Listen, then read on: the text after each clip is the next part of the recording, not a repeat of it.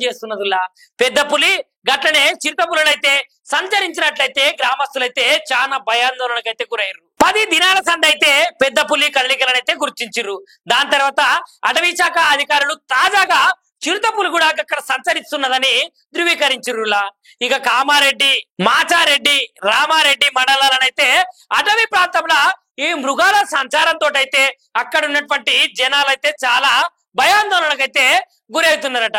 ఇక రైతులు పొలాలకు వెళ్ళమంటే చాలా భయపడుతున్నారటనులా. ఎందుకంటే అది పెద్ద పులి ఆయే. ఇంకా పెద్ద పులి మళ్ళీ దానికి తోడు చిరుత పులి పట్లనైతే అప్రమత్తంగా ఉండాలని అధికారులు అయితే అక్కడ ఉన్న జనాలకైతే సూచించిర్రు.